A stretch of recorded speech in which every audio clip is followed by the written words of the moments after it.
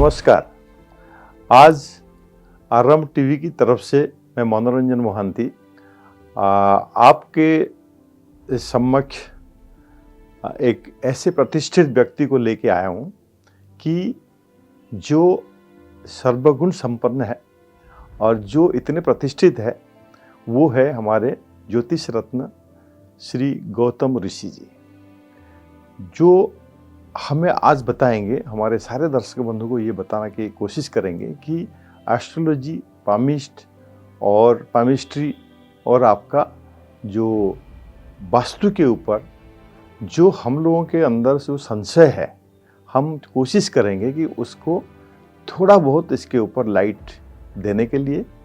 और आइए हम मिलते हैं गौतम ऋषि जी से। ऋषि जी, आपको बहुत बहुत धन्यवाद यहाँ आने के लिए। नमस्कार।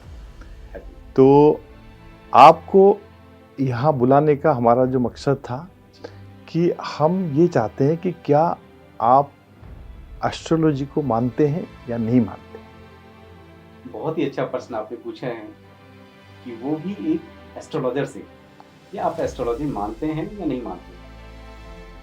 तो आपने प्रश्न पूछा है तो मैं जवाब मुझे देना पड़ेगा। तो सही मायने में पूछे तो मैं एस्ट्रोलॉजी को नहीं मानता। कारण कि आज की जो विडंबना है कि एस्ट्रोलॉजी का मतलब है कि टाइम, मिनट, सेकेंड।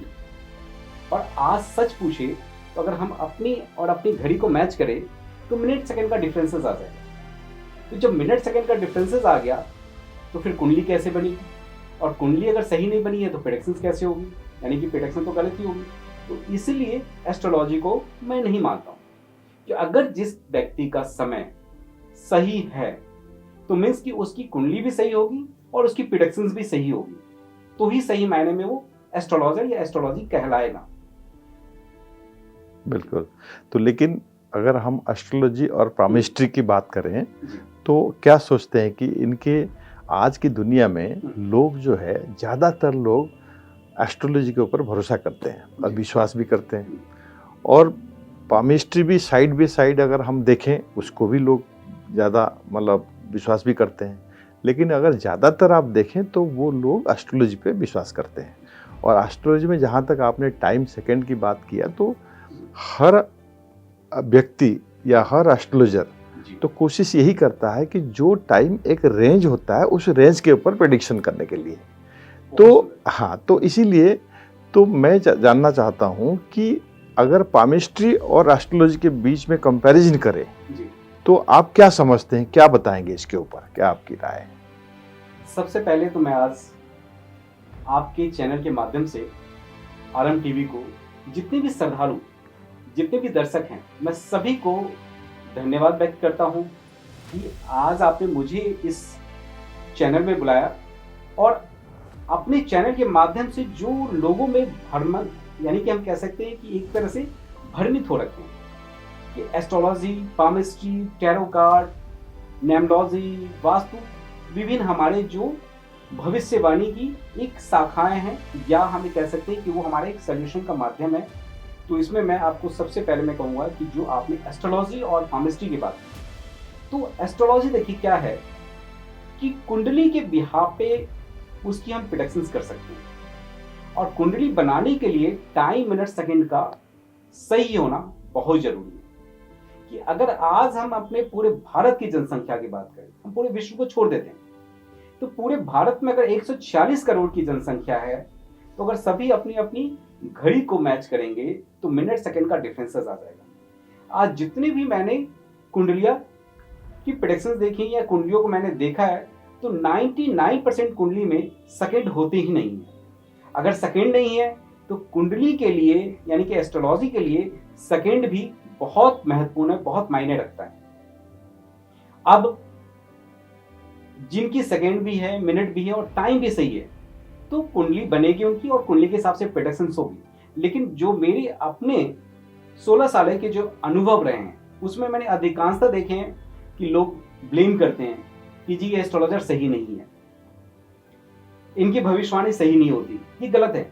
जबकि जिस एस्ट्रोलॉजर के पास वो गए हैं वो समाज की, देश की बहुत ही प्रतिष्ठित ज्योतिषाचार्य हैं, लेकिन अब उन्होंने सीधा ब्लेम कर दिया तो कारण यही है कि अगर उनका टाइम मिनट सेकंड सही नहीं है तो वो ब्लेम करेंगे क्योंकि प्रेडिक्शन सही नहीं हो रही है।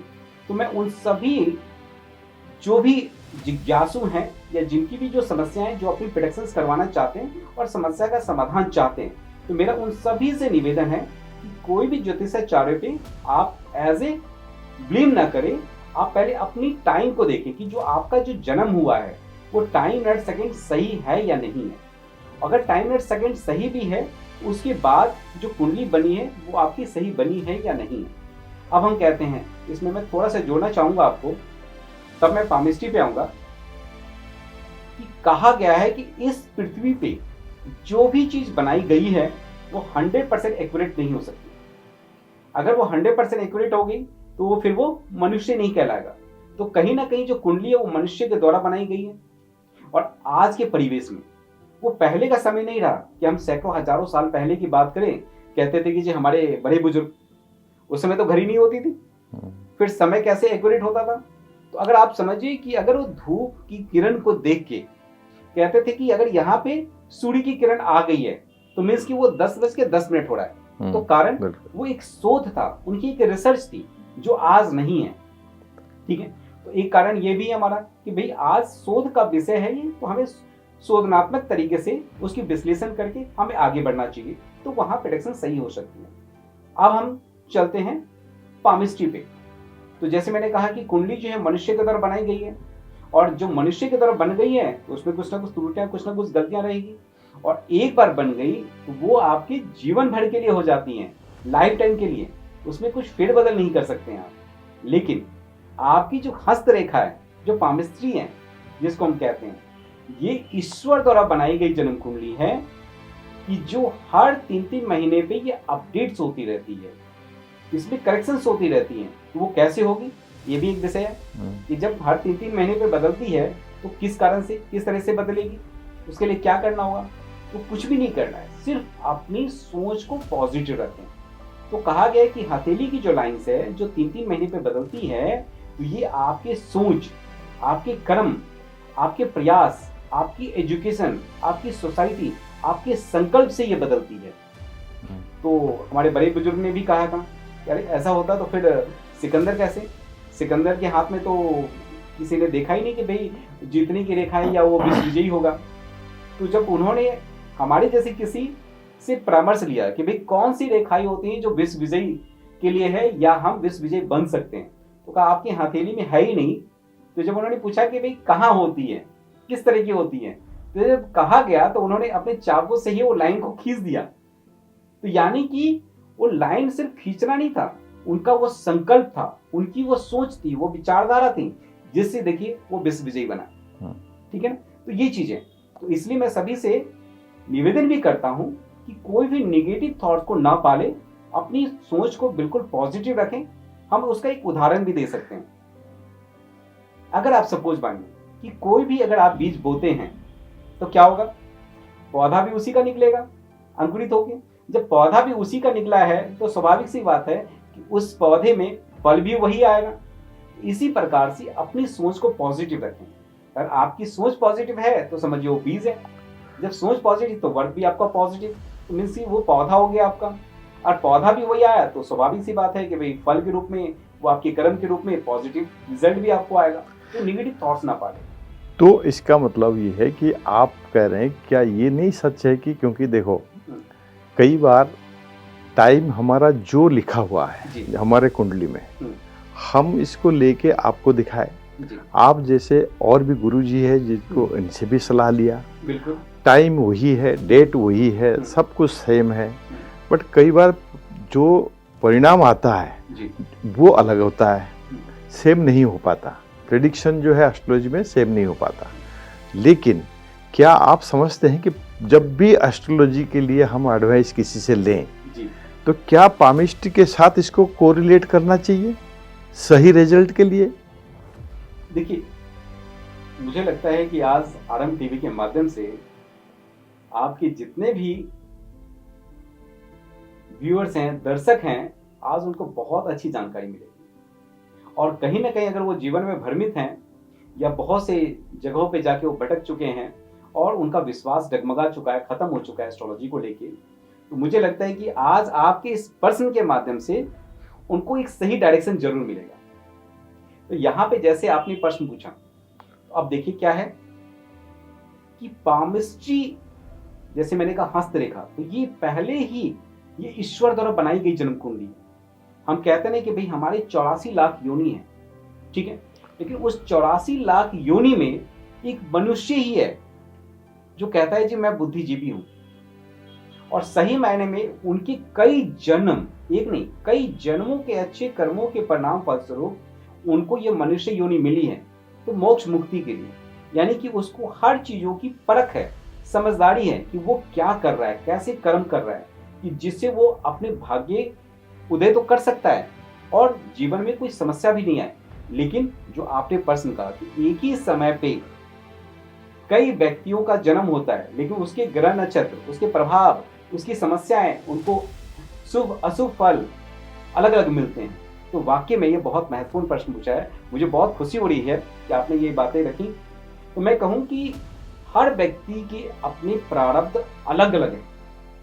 कारण कि जैसे मान लीजिए इस जीवन में हमने कहा कि 146 करोड़ की जनसंख्या अपने भारत की, तो अब सभी व्यक्ति का कर्म अपना अलग अलग है। इसी प्रकार से जिनका जन्म हुआ है उनके भी पता नहीं कि वो कितने जन्मों में, किस किस योनियों में उन्होंने जन्म लिया होगा और क्या क्या कर्म किए होंगे। तो अधिकांशतः नहीं, ये पूर्णतः उनके प्रारब्ध के अनुसार उनको ये जीवन मिला है। अगर मैं इसमें एक कड़ी और जोड़ देता हूं, इससे और थोड़ा सा आपके दर्शकों को सहूलियत होगी समझने में कि हर चीजों का स्क्रिप्ट पहले से ही तैयार है। बिल्कुल। जो व्यक्ति इस पृथ्वी पे आया है, यानी कि आप सीधे से समझिए कि जो भी शिशु, जो भी जीव गर्भ में पल रहा है, तो यानी कि वो उसका स्क्रिप्ट तैयार हो रहा है। अगर हम सिर्फ मनुष्य की बात करते हैं तो कहते हैं कि भाई वो माता के गर्भ में 9 माह गर्भ में रहता है, तो 9 महीना जो है, एक प्रश्न भी उठता है कि भाई माँ के गर्भ में वो शिशु, वो जीव 9 महीना क्यों रहता है, एक प्रश्न भी है। लेकिन मैं प्रश्न ना रखते मैं सीधा उत्तर पे आ जाता हूँ, क्योंकि मुझे लग रहा है कि आरएम टीवी के जितने भी श्रद्धालु, उनकी जिज्ञासा बढ़ती जा रही है, तो उनको समझने में हम ज्यादा समय ना लगाएं, उनको बताने में। तो यहाँ देखिए कि जो 9 महीना है, मीन्स कि वो सभी 9 ग्रहों से जुड़े हुए हैं, और हर एक ग्रह का एक एक महीना होता है उनके सींचने का, कि उनके प्रारब्ध कैसे रहें, उसने जीवन में क्या क्या किए, पूर्व जन्म की बात कर रहा हूं। उस पूर्व जन्म के हिसाब से वह ग्रह एक एक महीना वो माँ के गर्भ में सींचता है। जब वो गर्भ से जब बाहर आता है 9 महीने के बाद, तो समझिए कि उसकी पूरी स्क्रिप्ट तैयार रहती है। अब इसमें एस्ट्रोलॉजी का क्या काम है, पामिस्ट्री का क्या काम है, कि जब सब पहले से जब स्क्रिप्टेड हैं, तो सिर्फ है कि वो उसको मॉडिफाई, डेंटिंग पेंटिंग कर सकता है, उसको अच्छे स्वरूप पे तरा सकता है। तो आप किस तरह से समझिए कि 2 पौधे आपने लगा दिए, एक पौधे को आप छोड़ देते हैं और एक पौधे को आप नित्य प्रतिदिन सींचते रहते हैं, खाद पानी डालते रहते हैं, उसकी कटिंग छटिंग आप करते रहते हैं। तो आप देखेंगे जिसको आपने सींचा है, खाद पानी दिया है, उसकी कटिंग छटिंग समय समय पे कर रहे हैं, तो उसका एक स्वरूप अच्छा आएगा, उसमें फल फूल अच्छे तरीके से आएंगे। लेकिन जिसको आपने छोड़ दिया, तो वो अपनी रूप में अपने तरीके से वो आकृति लेता है। तो आपका कहने का मतलब ये है कि देखो, ये स्क्रिप्टेड है, वो हम समझते हैं, और आपका कहने का मतलब ये है कि आदमी कर्म जैसा करेगा जी, उसका जो हस्त का रेखा जो है उसी हिसाब से ही होगी। जो बेसिक है वो तो होगा, लेकिन आपकी कर्म के हिसाब से आपका हस्तरेखा बीच बीच में चेंज होता रहेगा जी, बिल्कुल। और वो ये मैं मानता हूँ बिल्कुल सही है।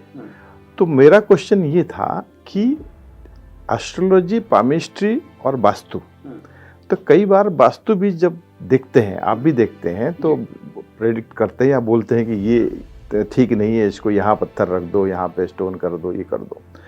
तो मेरे कहने का मतलब, क्या एस्ट्रोलॉजी के साथ पामिस्ट्री और आपका वास्तु, ये क्या तीनों चीज़ें रिलेटेड है, या एक को छोड़ के 2 चीज़ें नहीं हो सकती, या दोनों को छोड़ के तीसरा नहीं हो सकता, या क्या ये आपस में रिलेटेड है जिसको आपका अच्छा डिसीजन के लिए आपको तीनों चीजें देखना जरूरी है? इसके ऊपर आपका क्या कहना है? देखिए, तीनों की अपनी एक महत्व है। जैसा मैंने स्टार्टिंग में कहा कि एस्ट्रोलॉजी मीन्स की कुंडली की प्रेडिक्शंस करना। कुंडली जो है वो मनुष्य के द्वारा बनाई गई है, ठीक है, और जो हस्तरेखा है वो ईश्वर द्वारा बनाई गई जन्म कुंडली है। अब वास्तु, तो वास्तु क्या है कि एक अपना स्थान, एक अपना ऑरा है। तो जो एस्ट्रोलॉजी है, पामिस्ट्री है, दोनों ही सेम एक ही है। उससे क्या होता है, उस व्यक्ति का प्रेडिक्शंस होता है, उस व्यक्ति के ग्रह नक्षत्र कैसे हैं, उनके जीवन में किस कारण से कौन सी समस्या उत्पन्न हो रही है, किस कारण से उसके जीवन में मिसबैलेंसिंग हो रही है, तो वो उनके ग्रह नक्षत्रों को देख के उनको सुधारा जा सकता है, उनके ग्रह नक्षत्रों को ठीक किया जा सकता है, ठीक है। लेकिन जो वास्तु है, वास्तु का मतलब है कि जहां पे आप निवास करते हैं, कि जो निवास का स्थान है उसको हम वास्तु कहते हैं। क्योंकि क्या होता है वास्तु में, क्योंकि जिस जगह का वास्तु है मीन्स कि वहां का अपना एक ऑरा है, और ऑरा है तो भाई वो इम्पैक्ट तो डालेगा, इफेक्ट तो करेगा। सपोज मानिए अभी मैं और आप हम बात कर रहे हैं, ठीक है, तो मीन्स कि वो हम कॉन्शियस माइंड के थ्रू बात कर रहे हैं, और कॉन्शियस माइंड क्या करता है, सही गलत की परख देता है। कोई भी डिस्कशन करने में, कोई भी चीजों को समझने में, कोई भी प्लानिंग में, कोई प्रोजेक्ट बनाने में वो आपको सपोर्ट करता है। लेकिन अल्टीमेट क्या होता है कि लास्ट मोमेंट तक कुछ तो फाइनलाइज होगा, कि जब आपने फाइनल किया, जब चीजें फिक्स हो गई, फाइनल हो गई कि नहीं अब मेरा ये फिक्स है, अब ये डिसाइड हो गया है, अब उसको कहीं ना कहीं आप स्टोर करेंगे, सेव करेंगे। तो वो कहाँ सेव होगा, कि वो आपके सब कॉन्शियस माइंड है, यानी कि हम सभी के सब कॉन्शियस माइंड में वो सेव होता है, स्टोर होता है। तो एक साथ कॉन्शियस माइंड और सब कॉन्शियस माइंड दोनों एक्टिव नहीं हो सकते। तो सब कॉन्शियस माइंड कहाँ एक्टिव होता है, कि जहां आपका निवास स्थान है। क्योंकि अल्टीमेट आप सारा दिन कहीं भी रहें, क्योंकि कर्म क्षेत्र है, कर्म करते हैं, तो कर्म करने के लिए हमें अलग अलग जगहों पे, अपने ऑफिस, तमाम चीजों जगह जाना, लेकिन सोने के लिए अपने निवास स्थान पे। तो जो निवास स्थान है, तो मीन्स कि जब सोते हैं उस समय कॉन्शियस माइंड भी इनएक्टिव हो जाता है और सब कॉन्शियस माइंड एक्टिव हो जाता है। तो जब सब कॉन्शियस माइंड जब एक्टिव होता है, तो वहां का जो ऑरा है वो सब कॉन्शियस माइंड को सपोर्ट करती है या प्रभावित करती है। तो उससे भी बहुत से ऐसे मैंने केस स्टडी किए हैं कि जिसमें मैंने देखा है कि उसका बहुत बड़ा एक इम्पैक्ट पड़ता है, समझे। और वास्तु है, अब वास्तु में क्या है कि एक तो ऑरा हो गया कि भाई ऑरा वहां पे पॉजिटिव होना चाहिए।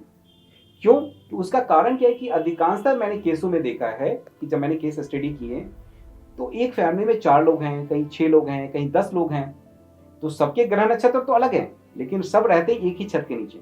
तो मेन की उन सभी की विचारधाराएं अलग अलग दिशाओं में चली जाती है, तो विचारों का बड़ा मतभेद रहता है।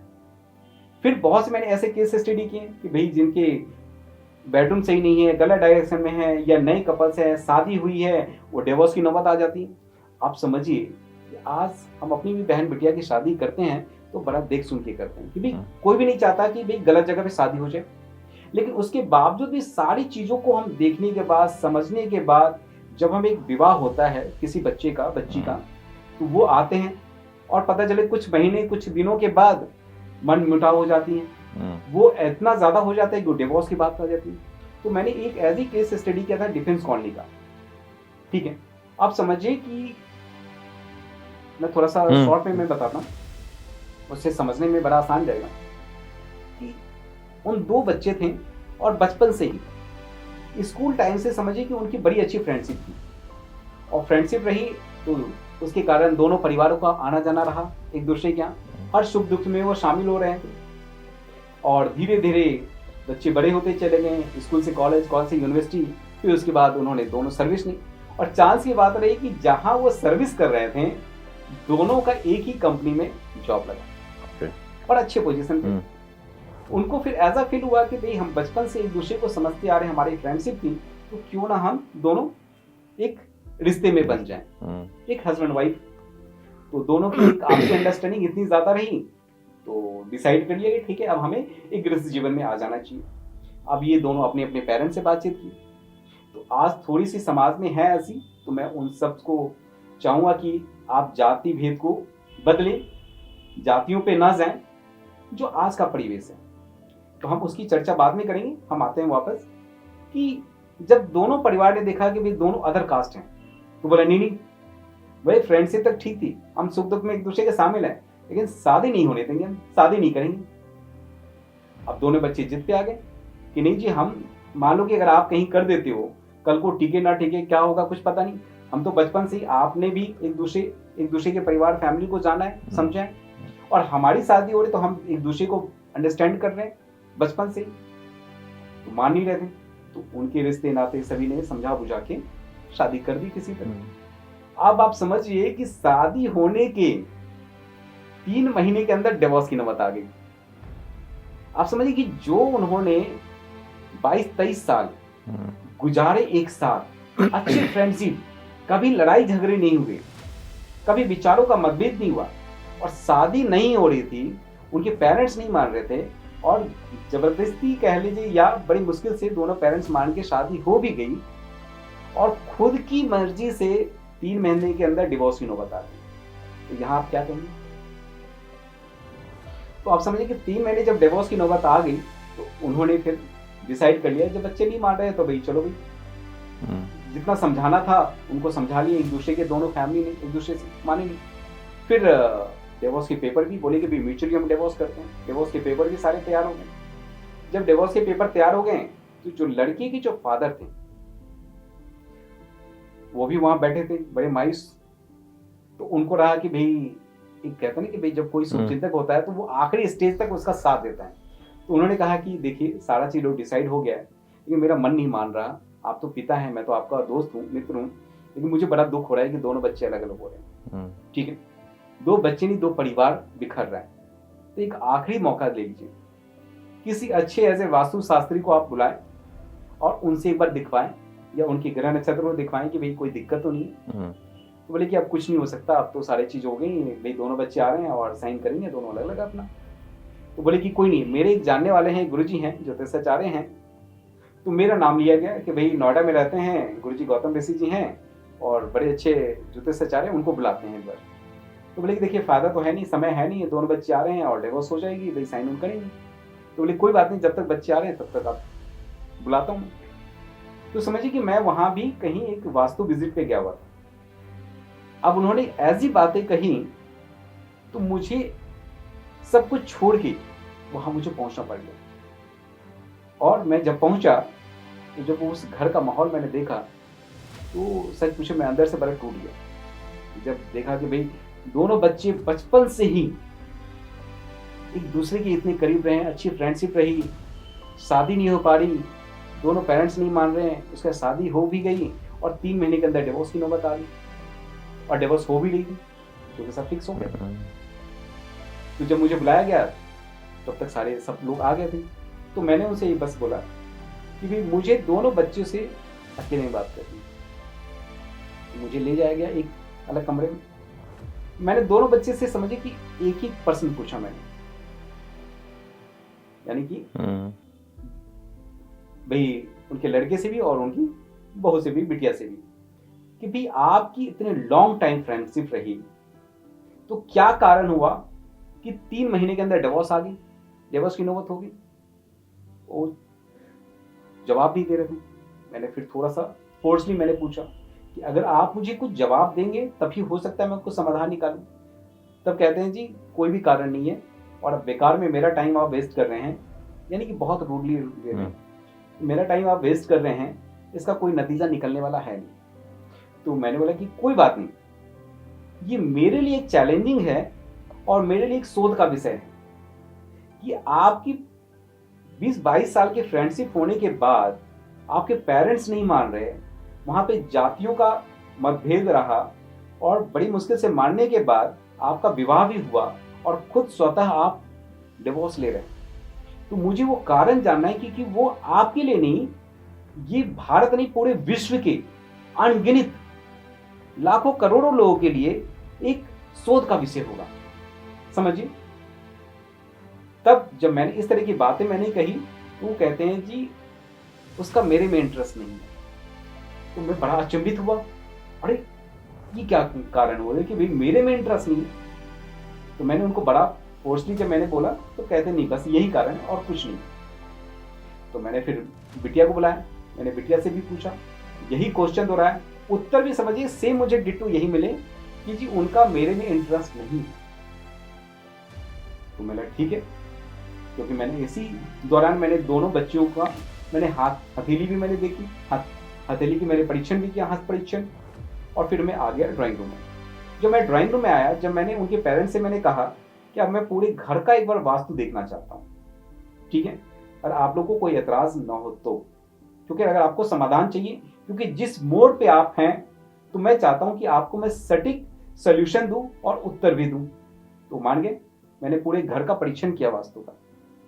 तो आप समझिए कि उनकी बेडरूम जो है गलत डायरेक्शन में था बच्चों का, और जो वास्तु के हिसाब से जो घर बने होने चाहिए थे वो नहीं थे। तो एक तो उनकी एंट्री गलत थी, मेन एंट्री घर की, और बच्चों का बेडरूम गलत था, और जहां पे बच्चों का बेडरूम होना था वहां पे उनके पेरेंट्स का बेडरूम था, और जहां पेरेंट्स का वहां बच्चों का था, और किचन गलत डायरेक्शन में था। तो जिसके कारण ये सारी समस्या उत्पन्न हुई, और मुझे ज़्यादा समय नहीं लगा कैलकुलेशन करने में। तो मैं आया, मैंने बैठा, मैंने दोनों बच्चों के पेरेंट्स आमने सामने थे। मैंने कहा कि अगर आप सही मायने में चाहते हैं कि भाई ये रिश्ता ना बिखरे ना टूटे, तो बस मेरी एक ही सलाह है, वो सलाह मानते हैं तो दोनों परिवार जुड़ जाएगा, और नहीं तो दुनिया की कोई ताकत दोनों बच्चों को जोड़ नहीं सकती, दोनों परिवार बिखर के रहेंगे। जब मैंने इस तरह की बातें कहें तो बड़ा सोच पड़ गए कि भाई इस तरह की बातें कर रहे क्या है। तो मैंने कहा दोनों बच्चों से कि अगर आपका डिवोर्स पेपर तैयार है, आप क्या अपने लिए, पेरेंट्स के लिए, अपने लिए 3 महीने का समय दे सकते हैं? मैंने दोनों बच्चों से पूछा, तो दोनों का उत्तर आप समझिए कि जी इससे कुछ होना नहीं है, आप हमारा टाइम खराब कर रहे हो।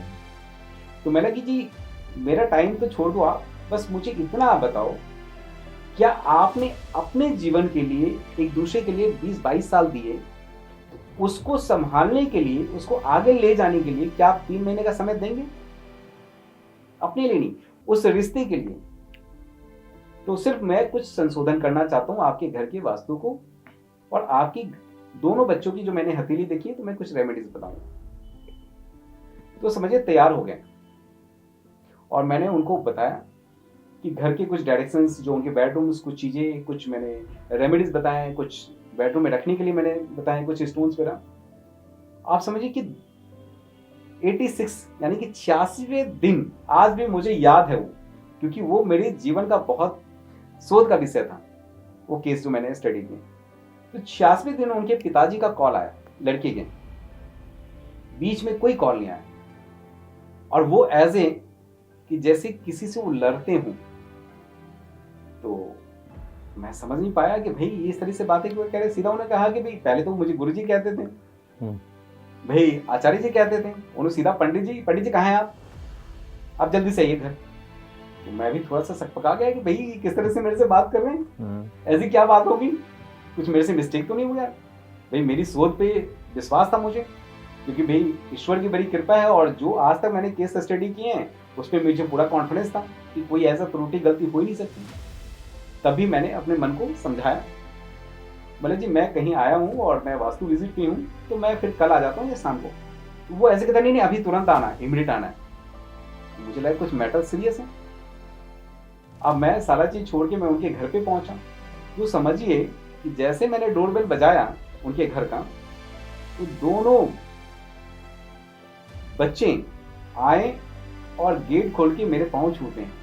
मैं और सकपका गया कि जो बच्चे सही से बात करने को तैयार नहीं, आज दोनों आ रहे हैं और बड़ा मेरा सम्मान करते हुए मुझे चरण स्पर्श करके मुझे अंदर ले जा रहे हैं। और उनके पिताजी ड्राइंग में वो भी आगे बढ़ने लगे, और जब बढ़ रहे हैं तो सामने उनके हाथ में मिठाई का डब्बा, और कहते हैं आइए स्वागत है आपका। तो मैं बड़ा सोच में पड़ गया कि भाई फोन पे तो मेरे से लड़ रहे थे ये, और यहाँ मेरा ये इतना स्वागत कर रहे हैं, दोनों बच्चे भी और उनके पिताजी भी, और कहते हैं जी मुंह मीठा करो। तो मुझे फिर ज्यादा समय नहीं लगा समझने में, और समझिए कि मैं चंद में ही उनके फेस रीडिंग किया, दोनों बच्चों के उनके, और मुझे जो रिजल्ट मिला वो बिल्कुल पॉजिटिव था। तो मैं भी थोड़ा जिद पे अड़ गया कि नहीं, जब तक आप मुझे बताएंगे नहीं तब तक मैं मुंह मीठा नहीं करूंगा। कि क्यों मेरा मुंह मीठा, फोन पे तो आप लड़ रहे हैं और यहाँ मेरा मुंह मीठा करा रहे हैं। तो जब मैंने जिद किया तब वो कहते हैं जी आपकी बिटिया ने कंसीव कर लिया। तो आप समझिए कि वास्तु वो चीज है, पामिस्ट्री वो चीज है कि जो चीजें बिखर रही हैं उसको भी जोड़ सकती है। तो मेरा इसलिए एक केस मैंने आपके सामने प्रत्यक्ष रूप से जो प्रैक्टिकल था वो मैंने रखा, क्योंकि जो भी आपके चैनल के माध्यम से जो व्यूअर्स हैं, जो दर्शक हैं, जो देख रहे हैं, उनको इससे आभास होगा कि नहीं, मुझे जल्दबाजी में अगर कोई किसी की ऐसी सिचुएशन आ गई है तो जल्दबाजी में डिसीजन न ले, वो अपने हस्त परीक्षण जरूर कराएं, एस्ट्रोलॉजिकली जरूर दिखाएं और वास्तु का तो स्पेशली परीक्षण करें जब ऐसी सिचुएशन आ जाती है, तो कि डिसीजन न ले कि भाई दो परिवार को बिखर जाए और डिवोर्स ले लें, वो चीजें नहीं। बिल्कुल, बहुत बहुत धन्यवाद, आपने इतने बढ़िया एग्जाम्पल दिया। और ये मैं भी चाहता हूँ, मैं भी समझता हूँ कि लोगों को बहुत सारे चीज़ें सामना करना पड़ता है, क्योंकि जीवन है और जीवन के अंदर हमें ऐसे ऐसे चीज़ें सामना करना पड़ता है जिसकी सॉल्यूशन हमें खुद नहीं मिलता, जबकि उसका कैपेबिलिटी आपके अंदर है होते हुए भी अगर आपको प्रॉपर गाइडेंस नहीं मिलेगा तो आप वो डिसीजन नहीं ले सकते। इसीलिए हम कई बार एस्ट्रोलॉजर के पास जाते हैं, कई बार पामिस्ट्री के पास जाते हैं, कई बार वास्तु वाले को, वास्तुविद को भी बुलाते हैं। तो ये ऐसा नहीं है कि हम अपना सेटिस्फेक्शन के लिए करते हैं, ये हम इसीलिए करते हैं कि कहीं ना कहीं अगर छोटा सा सल्यूशन इसके हेल्प से मिल जाए तो जो चीज़ें बिखरने वाला है, जैसे आपने कहा, तो वो संभर जाए। तो इसीलिए तीनों चीज़ ज़रूरी है और हमारा इस लाइफ को आगे चलाने के लिए तो ये भी एक कहीं ना कहीं किसी भी रूप से हमें ज़रूर मदद करता है, मेंटली हो, फिजिकली हो और इमोशनली भी। तो इसीलिए आपका बहुत बहुत धन्यवाद है। लेकिन मैं इसमें एक जोड़ दूंगा आपके धन्यवाद से पहले जी, कि ये जो ज्योतिष है, जो एस्ट्रोलॉजी है, इसको आप अंधविश्वास की तरह ना माने और ना ही ये अंधविश्वास है, ये एक साइंस है, एक मैथमेटिक्स है। मैं आप सभी को बताना चाहूंगा आपके चैनल के माध्यम से कि जब अपने भारत जो एक अध्ययन का एक केंद्र था पूरे विश्व का, नालंदा यूनिवर्सिटी, उस समय पूरे विश्व में अगर कहीं साक्षरता या कहीं एजुकेशन का था वो सिर्फ एक इकलौता भारत था। तो आप समझिए कि उस इकलौते भारत में जो नालंदा तक्षशिला यूनिवर्सिटी थी, उसमें एस्ट्रोलॉजी कंपलसरी था। जरूरी नहीं कि वो उनको एस्ट्रोलॉजर बनना है, कि एस्ट्रोलॉजिकली वो अपनी हर चीजों का कैलकुलेशंस कर सके कि जो उनके जीवन में कोई भी गतिविधियां हैं, कोई भी एक्टिविटीज है, कुछ भी उनको करना है तो एक वो सही दिशा, सही पंचांग, सही समय, सही मुहूर्त के अनुसार उस चीज को कर पाए। और कोई भी व्यक्ति कि आज के जो परिवेश में बहुत से ऐसे हैं कि जो थोड़ा सा भ्रमित हो जाते हैं या भ्रमित कर दिया जाता है, या एस्ट्रोलॉजी को एक कहते हैं कि भाई ये आडंबर है, तो ना, ये इसको आडंबर ना माने, ये एक साइंस है, एक मैथमेटिक्स है। तभी हमने आपको नालंदा यूनिवर्सिटी तक्षशिला की मैंने दिया कि उस समय जितने भी सब्जेक्ट थे उन सभी में एस्ट्रोलॉजी कंपलसरी था। तो आज किसी कारण बस ये सब चीजें पिछड़ गई है, लेकिन अगर सही मायने में इसको अडॉप्ट करते हैं और अपने जीवन में अपनाते हैं तो मेरा अपना मानना है 100% कि ये कहीं ना कहीं आपको 100% सहयोग करेगा आपके जीवन में आगे बढ़ने में, आपकी ग्रोथ में, चाहे वो फिजिकली हो, फाइनेंशियली हो, मेंटली हो, किसी भी रूप में। ठीक है, तो इसीलिए गुरुजी आरएम टीवी ने एक माई एस्ट्रो करके एक चैनल, आई मीन एक वेबसाइट लॉन्च किया है, जो जिसमें कम से कम आज की डेट में 600 से 700 करीब एस्ट्रोलॉजर्स जुड़े हुए हैं, जिसमें हम हमारे आरएम टीवी के साथ जुड़े हुए हैं और भी जो देश विदेश में लोग हैं, तो वो भी ऑनलाइन जाके माई एस्ट्रो की ऐप डाउनलोड करके तो अपना जो भी समस्या है किसी से भी बात कर सकते हैं। उसमें खाली एस्ट्रोलॉजर नहीं है, उसमें पामिस्ट्री भी है, उसमें वास्तुविद भी है, वहाँ पे टैरो कार्ड भी है, वहाँ पे आपका जो दूसरे जो क्या बोलते हैं इसको, मोटिवेशनल वो है। तो कोई भी जाके वहाँ कर सकता है। वो इसीलिए हमने किया, जैसे आपने कहा, एस्ट्रोलॉजी कोई अंधविश्वास नहीं है, लेकिन जो एस्ट्रोलॉजी को प्रोफेशन की तरफ से करते हैं उसमें भी बहुत सारे ऐसे भी होते हैं जो भ्रमित होने वाले लोग भी होते हैं। तो इसीलिए कोई सर्टिफाइड जो वाकई में जो एस्ट्रोलॉजर है या वास्तुविद हैं, तो उनके पास अगर हम लोग पहुंचते हैं और उनका सलाह लेते हैं तो जीवन में कहीं ना कहीं हमें हमेशा इसके उपकृत होना पड़ेगा, मतलब होते हैं, हर आदमी को लाभवान मिलेगा।